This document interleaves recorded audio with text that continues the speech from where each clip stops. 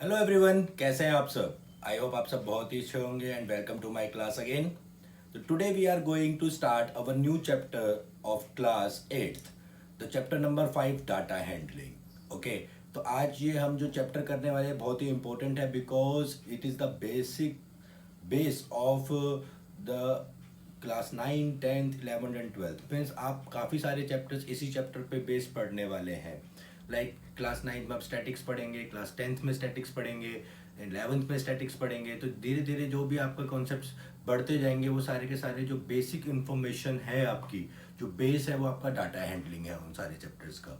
Means आगे चल के आपको बहुत यूज में आने वाला है ये चैप्टर। ठीक है, तो बिल्कुल स्टार्ट करते हैं।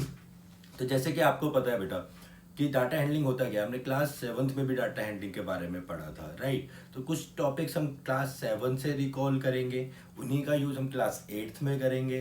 ठीक है, और बहुत ही इंटरेस्टिंग बनाने वाला हूँ मैं इस चैप्टर को बिकॉज इसके अंदर बहुत सारी figures, diagrams and data and बहुत ही इंटरेस्टिंग होने वाला है। ठीक है, तो बिल्कुल पेन एंड पेपर लेके तैयार हो जाइए।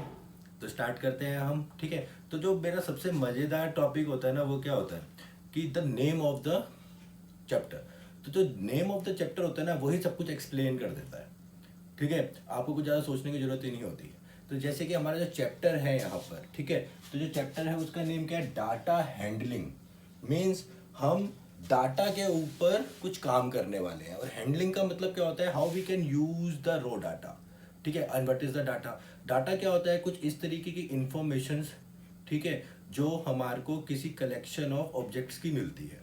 तो उनको फिर रीअरेंज करते हैं, उनका हम यूज़ करते हैं डिफरेंट डिफरेंट टाइप से, तो उसी को हम क्या बोलते हैं, हैंडलिंग बोलते हैं। ठीक है। तो हम स्टार्ट करेंगे। तो पहले हम इंट्रोडक्शन पार्ट से स्टार्ट करेंगे, हम क्या क्या इस चैप्टर में पढ़ने वाले हैं। एक्सरसाइज क्वेश्चंस पे भाग पाएंगे, क्वेश्चंस पे भागने की जरूरत नहीं है, क्वेश्चन आप बहुत इजीली सॉल्व कर पाएंगे अगर आप बेसिक सीख जाएंगे। ठीक है, तो आज हम जो पढ़ने वाले हैं these are the basic topics. First one is pictograph, second one is organizing data, third topic is grouping data, bar graphs and double bar graphs, histogram, pie chart and circle graphs, chances and probability. तो ये आपके first 4 topics है, आप class 7th में अपने clear करके आए हैं। ठीक है, इसको मैं एक बारी फिर से रिकॉल करूंगा ताकि आपको एक बारी फिर से सारी की सारी इंफॉर्मेशन मिल जाए इस चैप्टर के बारे में, करेक्ट। और फिर हम स्टार्ट करने वाले हैं अपना new topics, histogram, pie chart and chances of circle. So first we can start. The name of the chapter is data handling. So first one is the data. What is data? Data is the information collected in all such cases. Means हमने क्या करना है, information collect करनी है सारे types की। ठीक है, और उसको जब हम एक साथ कलेक्ट कर लेते हैं तो उसको हम बोलते हैं डाटा।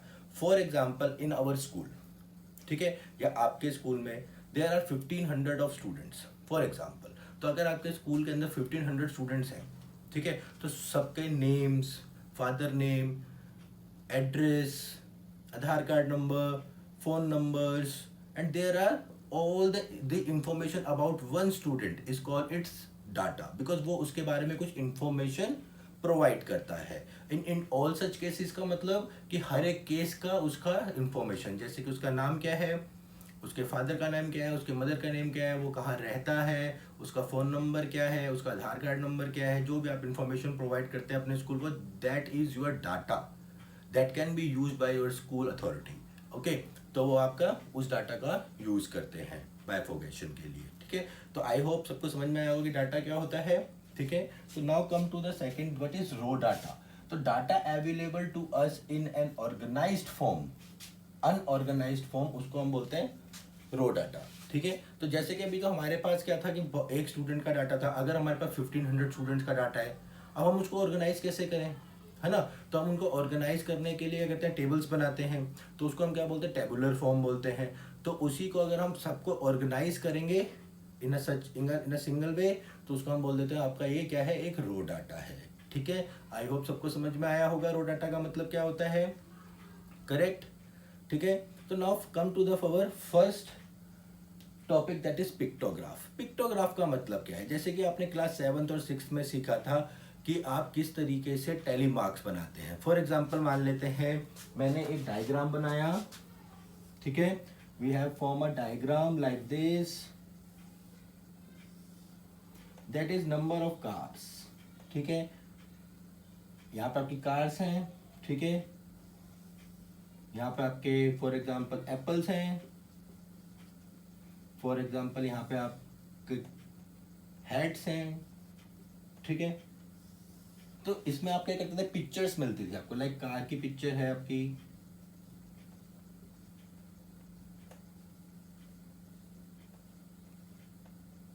ओके। एप्पल्स हैं,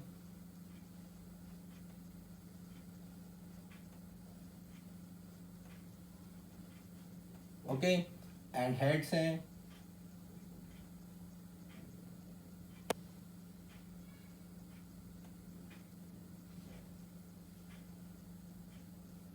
ओके। तो इस तरीके से आपको कुछ पिक्चर्स मिलती थी और फिर क्या करते थे आप, इनका एक टैली मार्क करते थे और फिर आप उसकी फ्रीक्वेंसी फाइंड आउट करते थे, ठीक है। तो कार्स कितनी है हमारे पास, 3। तो this is the frequency of the cars. And apples कितने हैं हमारे पास in a picture, this is 4। Heads कितनी है, दैट इज 3। तो फ्रीक्वेंसी क्या होता है बेटा, फ्रीक्वेंसी क्या होता है, the number of times that a particular entry occurs. तो जैसे देखिए यहाँ पर एक कार कितनी बार ओकर हो रही है, 2 टाइम्स। तो ये इसकी क्या हो गई, फ्रीक्वेंसी हो गई। Means the number of times that a particular entry the car occurs, मतलब एक ही पर्टिकुलर एंट्री आपकी कितनी कितनी बार आ रही है। तो इस टाइप के डाटा को हम क्या बोलते थे, पिक्टोग्राफ बोलते थे। और इन पिक्टोग्राफ्स को हम फर्दर टेबुलर फॉर्म में डिवाइड कर लेते थे, है ना, बाय टेली मार्किंग। फिर टेली मार्किंग करने के बाद हम उनका ग्राफ्स बनाते थे। और 2 टाइप्स के ग्राफ हमने क्लास 7th में पढ़े थे, first one is bar graph, second one is double bar graph, है ना। तो अब उसके ऊपर आते हैं, तो इसको नोट करेंगे सभी, these are the important definitions, okay. तो I can rub this for explaining the other topics. तो आई होप सबको पिक्टोग्राफ समझ में आया होगा, जिसमें पिक्चर्स मिलती हैं आपको और फिर आप उससे एक फ्रीक्वेंसी टेबल बनाते हैं, है ना। तो अब हम फ्रीक्वेंसी टेबल पे आते हैं। फ्रीक्वेंसी सबको समझ में आया, what is frequency, I hope सबको समझ में आ गया होगा फ्रीक्वेंसी क्या होती है ना। तो देखिए अभी हमारे पास क्या था,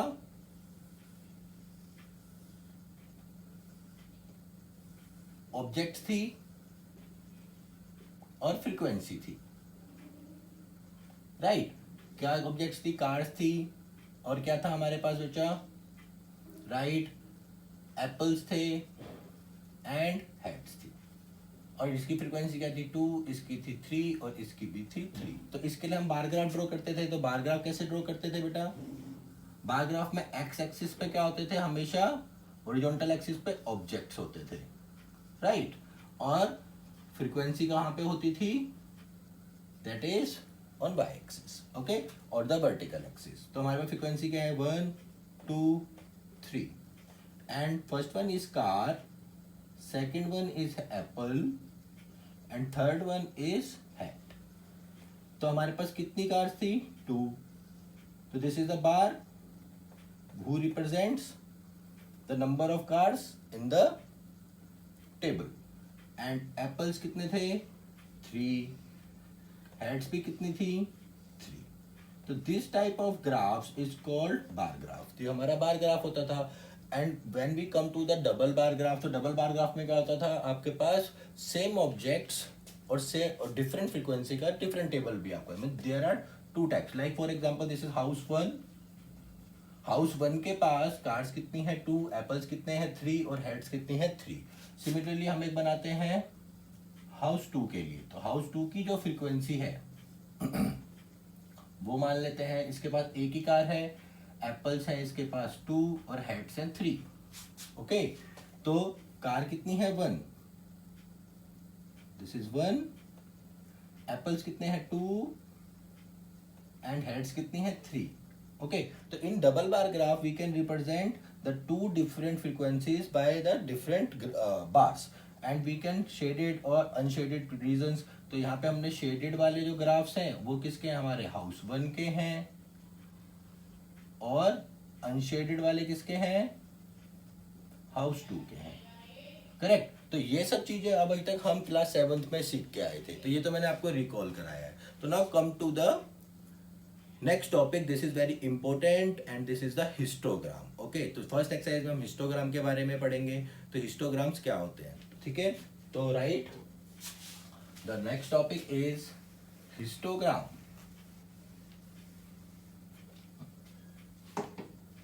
हिस्टोग्राम से पहले हम देखते हैं ग्रुपिंग ऑफ डाटा। ठीक है, ग्रुपिंग ऑफ डाटा मतलब अपने डाटा को किस तरीके से ग्रुपिंग करते हैं। तो फॉर एग्जांपल अभी हमने ऑर्गेनाइजिंग कर ली है अपने डाटा की। ठीक है, तो for example in class 8 we have 20 students in our class. Okay, तो 20 स्टूडेंट्स हैं and we have to tell them कि what is their blood group. So according to their blood group we can arrange the raw data. तो हमने पहले क्या किया, 20 students को select किया, तो हमारे पास आ गया क्या, एक इंफॉर्मेशन आएगी। अभी हमारे पास कलेक्शन है 20 स्टूडेंट्स का। 20 स्टूडेंट्स के कलेक्शन में से हमने क्या किया, उसको बोला कि बेटा अपने ब्लड ग्रुप्स बताओ। तो मान लेते हैं कि फर्स्ट वाले का ब्लड ग्रुप है ए, सेकंड का है बी, थर्ड का भी है ए, फोर्थ का है ए बी, फिफ्थ का भी है ए बी, सिक्स्थ वाले का है ए, सेवन्थ वाले का है ए बी, एट्थ वाले का है ओ, और नाइन्थ का भी ओ और 10th का भी ओ। ठीक है, फिर 11th वाले का है बी, इसका है ए, इसका है B, then A B, then O, then A B, then A, then O, then A B, then O. ठीक है, तो दिस इज द 20 स्टूडेंट्स का ब्लड ग्रुप है। अब हमारे पास ये जो डाटा है ये कैसा है, अनऑर्गेनाइज्ड है। ठीक है, ऑर्गेनाइज्ड नहीं है, but we have an information. तो हमारे पास रो डाटा प्रेजेंट है, तो now we can organize this. तो ऑर्गेनाइज करने के लिए हमारे पास दो तरीके होते हैं। ठीक है, कि first we can make a tally marking of this. ठीक है, तो टैली मार्किंग सब इसका क्या बना सकते हैं, टेबुलर फॉर्म में लिख सकते हैं इसको। तो इनकी ग्रुपिंग कर लेते हैं अब। ठीक है, तो ग्रुपिंग ऑफ डाटा में क्या होता है, यहाँ पे हमारा क्या है, ब्लड ग्रुप, तो that is A B and O. तो there are 4 types of blood group. Here is the tally mark and here is the frequency. Frequency means the number of times a single object occurs. Okay, तो A कितने हैं, 1 2 3 4 5, तो 1 2 3 4 5। Okay, B कितने हैं, 1 2 3, only 3 B's, तो 1 2 3 that is 3। AB 1 2 3 4 5 6, so there are 6 AB's, 1 2 3 4 5 6। okay, now next to the O, 1 2 3 4 5 6। okay, so this is again 6। तो यहाँ पे हमने क्या करा, ग्रुप बना लिए। तो यहाँ पे जो ये ग्रुपिंग है, तो देखिए ए के ग्रुप्स हैं, बी के ग्रुप के हैं, ए बी के हैं एंड ओ के हैं। तो यहाँ से हमने ग्रुपिंग बनाना सीखा। ठीक है, अब ग्रुपिंग दो टाइप से होती है बेटा। तो this is the type where जहाँ पे आपको कुछ नंबर्स प्रोवाइडेड नहीं है, आपको ऑब्जेक्ट्स की इंफॉर्मेशन प्रोवाइडेड है। तो इस टाइप में आप क्या कर सकते हैं, इस टाइप में आपके हमेशा ग्राफ्स कैसे बनेंगे, बार ग्राफ ही बनेगा, बिकॉज यहाँ पे कोई नंबर्स प्रेजेंट नहीं है। अगर नंबर्स प्रेजेंट नहीं है तो बार ग्राफ बनेगा, बट अगर नंबर्स प्रेजेंट है तो हम क्या बनाते हैं, हिस्टोग्राम ड्रॉ करते हैं। अब हिस्टोग्राम की कंडीशंस देखते हैं। तो व्हाट इज हिस्टोग्राम फर्स्ट, तो इसका बार ग्राफ आप सब बनाएंगे। ठीक है, बहुत ही इजी है, फॉर प्रैक्टिस इसका बार ग्राफ बना के देखिएगा। फॉर एग्जाम्पल अब ग्रुपिंग ऑफ डाटा को हम डिफरेंट टाइप से भी डिफाइन कर सकते हैं। तो देखिए, for example I can draw a data. Okay, तो इसके लिए पहले हमें दो चीजें सीखना बहुत जरूरी है। There are 2 basic topics, first one is class interval and second one is frequency. Okay, what are the class interval. तो क्लास इंटरवल बेटा होते क्या है, पहले ये देखते हैं। For example there are 15 families या 50 फैमिलीज हैं आपके पास इन अ सोसाइटी। एक सोसाइटी के अंदर 15 फैमिलीज रहते हैं। ठीक है, और हमारे पास देखिए वहाँ पे क्या डिफरेंट एजेस के लोग होंगे। 0 to 5 ईयर्स के लोग हो सकते हैं, बच्चे हो सकते हैं, 5 to 10 ईयर्स के बच्चे हो सकते हैं, 10 to 20 ईयर्स के हो सकते हैं, 70 to 80 ईयर्स के भी पर्सन प्रेजेंट हो सकते हैं इन 50 फैमिलीज इन अ सोसाइटी, है ना। तो हर एक एज के हमारे को लोग मिलते हैं। तो इस टाइप के डाटा को हम किस तरीके से अरेंज करें अकॉर्डिंग टू देयर एज। तो जैसे कि अब देखिए, आप सबकी एजेस डिफरेंट होंगी, किसी की 78 है, किसी की 62 है, किसी की 48 है। तो इस टाइप से हम नहीं बना सकते हैं। तो वहाँ पे हम क्या करते हैं, ग्रुप्स बना लेते हैं। जैसे कि मान लेते हैं कि 0 से लेकर 5 ईयर्स के बच्चे कितने हैं, उनको हमने एक ग्रुप में रख लिया। 5 से लेकर 10 ईयर्स के कितने, उनको क्या कर लिया, सेकेंड ग्रुप में रख लिया। But the important thing is here कि द डिफरेंस जो आपका हर एक ग्रुप का होगा वो सेम होना चाहिए। मीन्स जैसे कि मैंने क्या बोला कि 0 to 5 years, 5 to 10, 10 to 15, 15 to 20, means हर एक ग्रुप का जो डिस्टेंस है वो हमेशा सेम होना चाहिए। मीन्स उनका जो डिफरेंस है उसको हमने सेम रखना है। और देखिए हमने उसमें क्लासेस डिफाइन कर ली, जैसे कि देखिए क्लास होता है क्या है, जैसे कि हमने लास्ट एग्जांपल्स में A B O A B, तो ये भी आपका क्लास ही था, class of object, class of blood groups था, है ना। तो यहाँ पे हम क्लास ऑफ इंटरवल्स की बात करेंगे। क्लास ऑफ इंटरवल का मतलब when we can define some organized data by using the class interval. Interval means एक नंबर से, ठीक है, नंबर्स के डिफरेंस है। जैसे कि अगर मान लेते हैं हमारे पास 50 फैमिलीज थी, तो हमने कहना है 0 to 5 years की एजेस वाले कितने हैं, 5 to 10 years की एजेस वाले कितने हैं, 10 to 20 years, 20 to 25, 25 to 30 for example. ठीक है, तो हमने बोला कि इसमें 10 पर्सन हैं, इसमें 15 है, इसमें 10 है, इसमें 5 है और इसमें 20 है। ठीक है, तो ये तो हो गया हमारा डाटा। अब देखिए class interval, class interval basically है क्या। क्लास इंटरवल के अंदर क्या होता है, एक होता है जैसे लाइक 0 to 5, ठीक है, तो ये क्या हो गया आपका इंटरवल हो गया। तो यहाँ पे अगर क्लास डिफरेंस क्या है वो देखते हैं, तो जो आउटर नंबर होता है इसको बोलते हैं हम upper limit of the, this is the upper limit of the class interval and 0 is the lower limit of class interval. Means 0 to 5 का मतलब क्या है, 5 से ज़्यादा एज के लोग इसमें नहीं आ सकते और 0 से कम के एज के भी लोग इसमें नहीं आ सकते। जैसे कि इस वाले में देखिए 10 to 20, तो मीन्स 10 से लेकर, सॉरी जैसे 10 to 15, 15 to 20 एंड 20 to 25, सबका डिफरेंस हमें सेम रखना है। ठीक है, तो इसमें अगर देखेंगे तो अपर लिमिट क्या है 15, लोअर लिमिट क्या है 10। मीन्स 15 से ज़्यादा के एज के पर्सन इस इंटरवल में नहीं आएंगे, इस ग्रुप में नहीं आएंगे, और 10 से नीचे के भी इसमें नहीं आएंगे। ठीक है, तो यहाँ पे आपका क्लास डिफरेंस क्या होगा, that is upper limit minus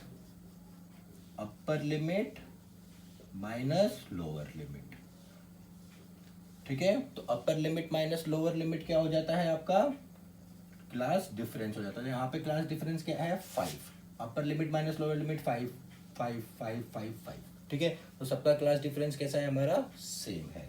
ठीक है, तो अब आते हैं हिस्टोग्राम पे। हिस्टोग्राम होता है क्या, उसकी डेफिनेशन लिखेंगे। तो histogram it is a type of a bar graph, ये भी एक टाइप होता है बार ग्राफ का ही। Okay, it is a type of bar graph and where the class interval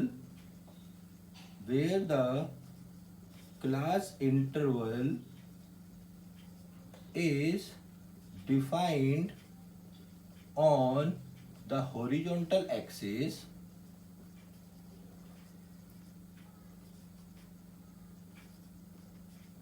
and frequency is on vertical axis. ठीक है, ये भी आपका क्या होता है, एक टाइप का हिस्टोग्राम भी आपका एक टाइप का बार ग्राफ ही होता है, जिसका क्लास इंटरवल्स को आप हॉरिजॉन्टल एक्सिस पे डिफाइन करेंगे एंड फ्रीक्वेंसी को आप वर्टिकल एक्सिस पे डिफाइन करेंगे। ठीक है, and also the main important point is there is no gap between the bars के बीच में कोई भी गैप नहीं आएगा। ठीक है, तो इसको नोट करेंगे। इसके अलावा मैं आपको इसका ग्राफ बना के दिखाता हूँ। ठीक है, तो देखिए हम इसका ग्राफ किस तरीके से बनाएंगे। ठीक है, इसको नोट कर लिया होगा आप सबने, अगर नहीं किया तो वीडियो को पॉज करके इसको नोट करिए, because these are the important definitions. ठीक है, तो देखिए यहाँ पर ये हो जाएगा, जैसे कि मैंने अपना ग्राफ बनाया, तो this is horizontal axis. Horizontal axis पे आपको हमेशा क्लास इंटरवल्स को डिफाइन करना है और यहाँ पे आपको हमेशा अपनी फ्रीक्वेंसी को डिफाइन करना है। तो देखिए क्लास इंटरवल मीन्स 0 से स्टार्ट होगा, फर्स्ट इज 5, देखिए डिफरेंस सबका कितना है 5 5, तो this is 10 20 25 30 and so on. Similarly this is 5 10 15 20 25। Okay, तो फर्स्ट वन 0 to 5 में देखिए कितने हैं 10, तो 0 से लेके 5 तक कितने हैं, सभी 10 फ्रीक्वेंसी है इसकी। ठीक है, तो इसकी फ्रीक्वेंसी कितनी है 10 एंड 5 to 10 कितनी है 15, तो देखिए 5 to 10 15। तो देखिए यहाँ पे बार्स के बीच में कोई भी गैप नहीं आ रहा है, तो जब आपका गैप नहीं आता और आप क्लास इंटरवल से डिफाइन करते हैं चीज़ों को, तो आप क्या बोल सकते हैं कि वो क्या आपका हिस्टोग्राम है। अगर गैप्स आएगा तो वो बार ग्राफ है, सिंपल बार ग्राफ है। तो यहाँ पे फिर अब आपका 10 हो गया, एंड फिर हो गया आपका 5, and then 20 to 25, 0, 5, 10, this is 15, sorry, this is 20, this is 25, and then 20, correct.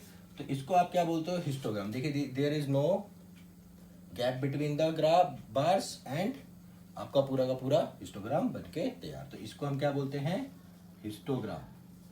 It is a type of bar graph but there is no gap between the bars, and horizontal axis पे आपके class intervals रहेंगे and frequency आपकी वहीं रहेगी जैसे कि बार graph में होती है। तो इंपॉर्टेंट थिंग ये आप कब ड्रॉ करेंगे, जब आपको डाटा ग्रुपिंग में मिलेगा, मीन्स एक ग्रुप ऑफ पर्संस में मिलेगा। देखिए अब इसका यूजेस क्या होते हैं। फॉर एग्जांपल मैंने बोला the highest frequency class, the maximum number of persons belongs to which group, तो दिस इज 20, तो 20 से 25 वाले एज के सबसे ज्यादा लोग हैं। देखिए ठीक है। अब मैंने बोला how many persons is whose age is greater than 15 years, तो 15 years से ज़्यादा वाली एज कितनी है, 5 और 20, जैसे 25, दोनों को ऐड कर देंगे तो ये भी आपके 15 से बड़े हैं और ये भी आपके 15 से बड़े हैं, तो 25। तो इस टाइप के बहुत सारी इंफॉर्मेशन को आप एक साथ कलेक्ट कर सकते हैं by using bar graph. Okay, to our next topic, now come to our next topic, that is a pie chart. तो what is a pie chart, pie chart or a circle graph. Circle graph और pie chart होता क्या है बेटा, पहले ये समझेंगे। तो a circle graph shows that the relationship between the whole and its parts. जैसे कि फॉर एग्जांपल देखिए कि मेरे पास क्या है, एक सर्कल है, ठीक है। मैंने क्या किया, अपने पूरे एक दिन के 24 आवर्स को डिफरेंट डिफरेंट सेक्शंस में डिवाइड कर लिया। For example this section represents our school time, ठीक है। तो स्कूल में हम जाते हैं फॉर 8 आवर्स, ठीक है। For example this is sleep time, तो स्लीप आवर्स कितने हो गए हमारे, 8 hours, okay. This is eating time, for example this is 3 hours. This is playing time, तो प्लेइंग कितने, मतलब खेलते कितने टाइम हम, for example 4 hours. This is 8, 16 and 7, this is 16 and 7, 23, and this is 1 hour for self study या tuition जाते हैं for example. तो देखिए हमने क्या किया, अपने कंप्लीट डे को उसके सब पार्ट में डिवाइड कर दिया और उसको रिप्रेजेंट करने के लिए हमने एक सर्कल ग्राफ का यूज किया। तो सर्कल ग्राफ क्या करता है, एक कंप्लीट डे का हमारे को क्या बता देता है, उसके सब पार्ट्स। तो जैसे कि देखिए सर्कल से हम क्या फाइंड आउट कर सकते हैं, तो होल कितना है हमारा 24 आवर्स, ठीक है। और इसके सब पार्ट्स कितना कितना पार्ट्स कर रहे हैं, तो उससे हम उनका रेशो भी फाइंड कर सकते हैं। जैसे कि देखिए अगर हमारा स्कूल है तो स्कूल कितना टाइम हमारा कितना रेशो यूज़ कर रहा है, कितना फ्रैक्शन है हमारा होल डे का, तो इसमें क्या हो जाएगा, this is the part of school divided by the whole.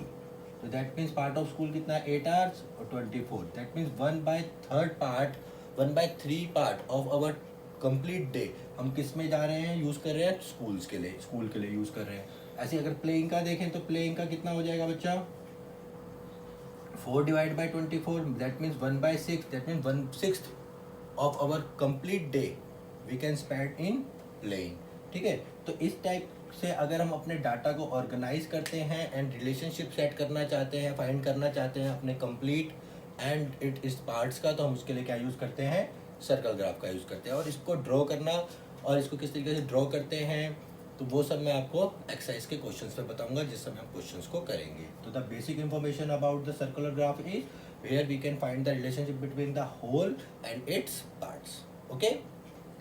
Now come to our next topic. The next topic is probability और chances, ठीक है। What is probability और chances? तो probability का मतलब क्या होता है, एक तरीके से possibility बेटा।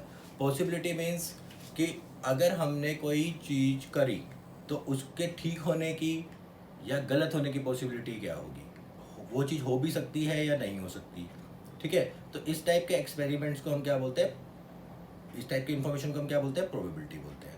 तो प्रोबेबिलिटी को समझने के लिए पहले एक एग्जांपल से मैं आपको समझाता हूँ। लाइक हम सब लूडो खेलते हैं, ठीक है। तो लूडो में हम क्या करते हैं, डाइस को थ्रो करते हैं।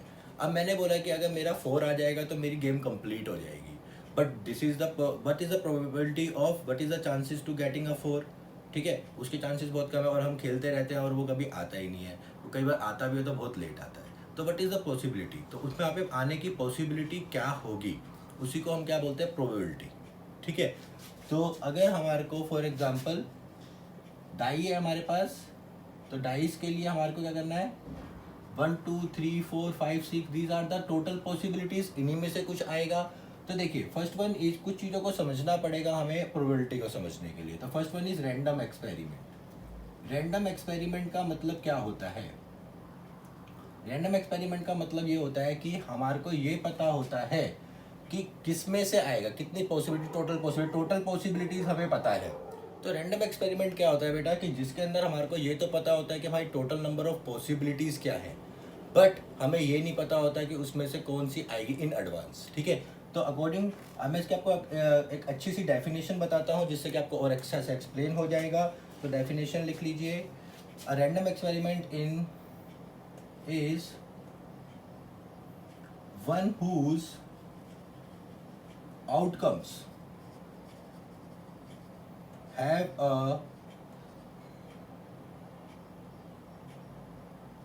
outcomes cannot be predicted in advance।